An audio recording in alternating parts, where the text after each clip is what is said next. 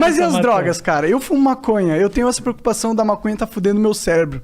Eu tenho essa preocupação e eu tenho essa real noção que ela tá fudendo meu cérebro. Você tem a real noção? Tenho. Pare.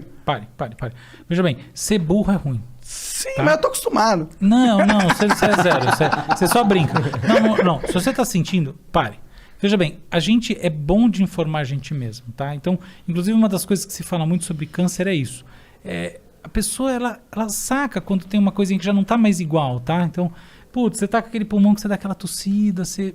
Cara, não fume. É a mesma coisa aqui aplicada à questão da maconha. Se você sente que tá fazendo mal pra você, não fume. Agora, outra discussão é quais são os danos neurológicos, cognitivos de longo prazo da maconha. Isso. A grande verdade, queira-se ou não, é que há muita indefinição nesse campo. Eu não vou dizer aqui que está provado por A mais B que definitivamente fumar maconha na vida adulta gera declínio cognitivo. Porque você tem estudos mostrando isso, tá? Grandes estudos mostrando sim. Burrice, ou seja, baixa seu QI. Ruim. Razão pela qual eu na dúvida, deixa pra lá. Claro. Mas você tem também estudos mostrando que não encontraram resultado, que são estudos inconclusivos. Há um debate, não é uma área onde você tem certezas. Agora, o que tem certeza, isso é muito importante sempre, sem discurso moralista nem nada. Claro. O que há certeza, é que fumar maconha na infância... Antes dos 25, né? Eu diria antes dos 18, tá? 17, assim. Infância e adolescência, isso não é bom, tá bom? Isso é assim, é certeza absoluta... Que vai dar merda. Que durante... Não necessariamente vai dar merda, mas que não é bom. Aumenta a chance de merda. Esses caras que... Eu tinha um amigo meu que fumava desde os 12 anos. Cara, eu encontrei ele depois na faculdade. Mano, não é o mesmo cara, tá ligado? Enfim, não sei se mais burro. Não percebi que ele tá mais burro, mas que ele tava mais lento, ele tava. Não, mas é isso que eu tô chamando de burro. Não existe burro, tá? É um jeito brincalhão de falar. Sim. É lentidão de raciocínio. Isso. É problema de memória de trabalho. Memória de trabalho quer dizer o seguinte. A gente tá aqui conversando. Puta, qual era o assunto mesmo? É isso. Eu sofro isso. Então, isso daí... Principalmente quando eu tô fumando muito durante, né? Tudo bem. Mas é isso, sabe? Eu acho que assim, a gente tem que separar a discussão sobre o uso de qualquer... Por sinal é o seguinte, tá? A grande verdade é que aquele porre do adolescente de 14 anos, cara, esse é bem pior. Nocivo, tá? né? Esse é nocivo.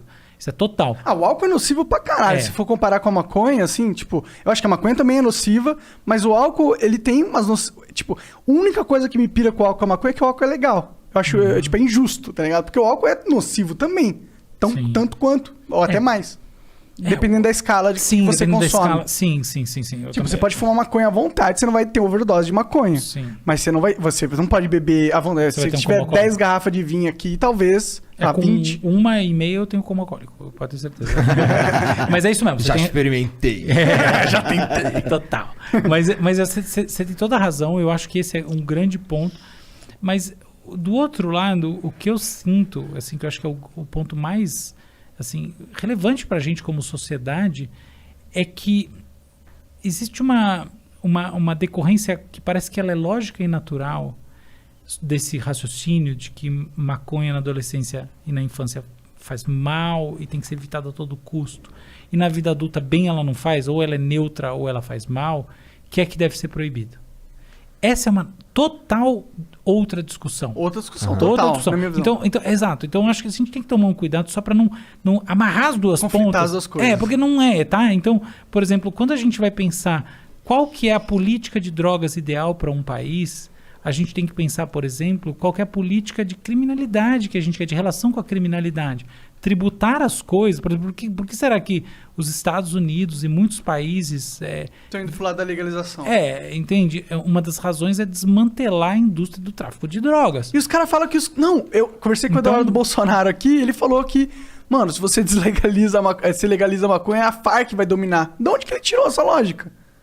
A Farc só domina porque eles estão na ilegalidade, porra. Não é?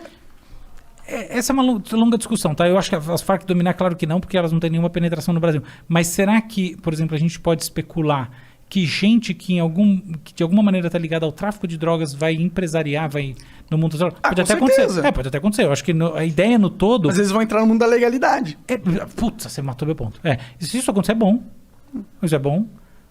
Então tá legal. Então realmente a gente vai ter aí uma transição empresarial nesse mundo, tá bom, mas isso aí... Aí se ele estiver fazendo uma merda ali, a gente tem o aparato do Estado que pode chegar nele muito mais fácil, não com a polícia, mas com um monte de advogado. Você falou tudo. Que bom. É isso que eu penso, tá? Então acho que a gente tem que separar as duas discussões e eu acho que a gente tem que separar também do ponto de vista do sujeito que usa drogas, qualquer droga. Porque uma coisa é a gente entender que essa pessoa é um criminoso, tá? Outra coisa é a gente entender que ela eventualmente é um paciente. Não só o relacionamento com ela é diferente, mas o que os estudos mostram é que o desfecho é muito diferente. Você é tratado como paciente e eventualmente você para de usar essas merdas todas e fica bem. Agora, você é tratado como criminoso, ainda mais num país em que você tem cadeias violentas e tudo mais, você pode terminar muito pior. Você pode terminar num ciclo de tráfico, de coisas muito mais violentas, e aí a coisa pega. Então, a escola do crime é a prisão, né? Então acho que tem esse ponto, tá? A gente tem que olhar também a pessoa. Porque tem um ponto que a gente sempre olha, que é natural, assim, intuitivo, tem das falsas intuições, que é assim, o sujeito usa drogas porque ele gosta de usar drogas, ele tá afim. Isso é uma grande verdade que existe. É verdade, isso é verdade. Mas, talvez o seu caso é esse, certamente o seu caso é esse, porque eu já vi que você é um cara 100% saudável, feliz, bem-sucedido, tudo mais. Mas, a gente, por exemplo, me mostre um paciente esquizofrênico que não fume cigarro. Um paciente com transtorno bipolar, por exemplo. Todos. Por quê? Porque existe uma atração natural, assim. O sujeito, a nicotina, ela entra nos receptores da acetilcolina, tá? Então, ela tem receptores do cérebro que estão desbalanceados naturalmente, blá, blá, blá. A cocaína, por exemplo, ela tem forte aderência aos receptores da dopamina, os receptores dopaminérgicos do cérebro. Prazer. Recompensa. Circuitos de recompensa, etc. Tal. O que acontece, onde a gente chega com isso? Que, assim, uma parte relevante, não desprezível, das pessoas que, por exemplo, fumam crack, fazem uso crônico da cocaína, elas têm uma condição de base predispositiva. E não é simplesmente porque elas têm genes, tá? Você tem variações genéticas, a gente chama isso de polimorfismos, que de fato aumentam a vulnerabilidade, tá? Então, inclusive ao álcool. O que quer dizer vulnerabilidade? O cara cheirou 4, 5 vezes cocaína e ele fica viciado. Enquanto a outra pessoa cheira durante 5 anos e não fica. É verdade que cocaína vicia menos que cigarro. É verdade. Sério? Do ponto de vista das pesquisas, é isso que você diz. Legal. Quer dizer, legal não, mas eu nem sei se essa é uma informação boa do público saber. Já tô querendo cheirar cocaína agora. Não, nunca faça isso na tua vida. Ih, chegou errado aí. Chegou o moralista falando. Não, chegou tarde, porque eu já cheirei uma vez. Tá bom. Evite isso. Mas foi bem pouquinho e não achei tão legal. Mas enfim, onde eu quero chegar com isso? Muitas dessas pessoas que têm essa vulnerabilidade, elas têm por um outro tipo de desbalanço, que não é simplesmente uma variação genética que gera isso daí e ponto final. Elas têm mesmo por uma questão de base. Elas vão ser tratadas. Entende? E se elas são, em vez de tratadas do ponto de vista do que um tratamento significa em termos de acolhimento, elas são tratadas do ponto de vista do que um criminoso precisa receber, cara, ferrou. Você vai aumentar o problema dela. Entendeu? Então, eu acho que a gente tem que também ter um pouco de empatia pelas pessoas que usam drogas por questões que são muito de dificuldades pessoais. Quer um exemplo? No Brasil, a gente teve uma grande epidemia de cola, né? De solventes. Solventes usados por meninos de rua. Eu lembro disso. Porra, cara, você tá entendendo? Você tá falando de criança... Destruindo o potencial dela. E que não tem pai, não tem mãe, não tem comida, não tem nada. E você vai jogar, antigamente se chamava na FEBEM, né? Você tá entendendo? Calma, peraí, entendeu? Eu acho que a gente tem que também ter um pouco de empatia. De inteligência. De empatia, mas de inteligência. Não tá funcionando essa porra, tá ligado? E olhar esse sofrimento, né? Porque é complicado você falar assim, tá lá, os viciados. Cara, vai na Cracolândia. Cara, veja essas pessoas de perto. Veja, vai lá e faz um filme das pessoas. Vá sem carteira. Vá sem carteira fazer esse filme. Mas você entende? Há um sofrimento, há um negócio ali que não é só... esses escrotos, esses viciados de merda. Não, cara, tem muito isso também.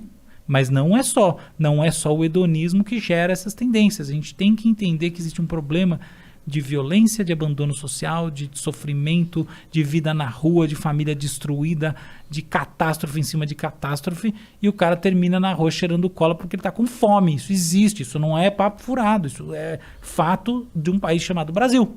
E crack vezes 10. Então é aí que eu acho que a gente tem que olhar essa questão de política de drogas com um carinho pelas pessoas que não é exatamente o carinho da repressão, do cacetete, da porrada no cara. Eu falo isso pensando também, eu tenho amigos, pessoas que eu respeito muito, que têm posturas diametralmente opostas à minha, tá? Diametralmente. 100% opostas. Tem que pôr na cadeia todo mundo. É claro que, Não, se o cara é viciado e estuprou, acabou. Não, lógico. Ele tem que... Pra mim pode morrer, ninguém tá foda-se. discutindo... Mas se o cara só é viciado, é outro esquema. Mas eu tô falando de posturas opostas em termos de proibição, de maneira de manejo, tá? Não tô nem... Nem entrando nesse mérito. Porque se uma pessoa que acha isso não quer ser meu amigo, tá? Claro. Que se foda essa pessoa. Mas assim, pessoas que acham que não, que acham que as políticas de droga têm que ser 100% proibitivas e tal. Eu acho que não, respeitando totalmente essas pessoas sérias que publicam coisas importantes e tal, porque eu acho que o Brasil... É só olhar na Califórnia, pô. Essas pessoas sérias não vão pra lá, pô. Tipo, eles têm que ver o que tá acontecendo. É que eles vão falar, pô, mas o Brasil é outra... Não, e eu entendo, é verdade esse argumento. O Brasil não é a Califórnia, pô. Não é a Califórnia. São Paulo não é a Califórnia. Mas o meu argumento vai muito na linha. Já que o Brasil não é a Califórnia, eu não posso tratar o viciado como se ele fosse um cara que escolheu isso e ele que se foda. Não, eu tenho que pensar que muitas dessas pessoas são esse menor abandonado. E aí, porra, eu vou fazer o quê? Eu vou dizer que simplesmente esse sujeito tem que ser processado, tem que ter um encarceramento e etc. E tal? E até onde a sociedade pode se dar o luxo de matar potenciais à vontade, assim? Eu acho que não pode se dar esse luxo, sinceramente. Eu acho que como uma visão de, pô, queremos chegar longe, vamos aproveitar todos os jogadores do time. Não vamos deixar os caras de escanteio só porque ele cometeu um erro. É claro que tem erros e erros. O cara cometeu um erro do tipo... O cara estuprou uma mina e roubou a casa de várias pessoas pra fumar crack. Esse cara já... Ele, na minha opinião, tá? Minha opinião. Ele largou o direito à vida nessas ações, na minha opinião. Eu quero que ele mais exploda. Se ele cair no vulcão e sumir, eu não ligo. Pra mim, foda-se. Mas não significa que... Pula logo aí que eu tenho que almoçar. Pula lá. Mas se, tipo... Eu não posso negar a lógica que a sociedade tem um método de funcionamento que é inteligente, tem um método de funcionamento que é burro.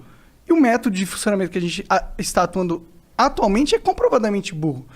A gente pode ver lá a lei seca nos Estados Unidos. O que surgiu? Qual foi o sintoma? Al Capone parou as pessoas de usarem álcool? Não. Elas estavam usando álcool e ficando cegas.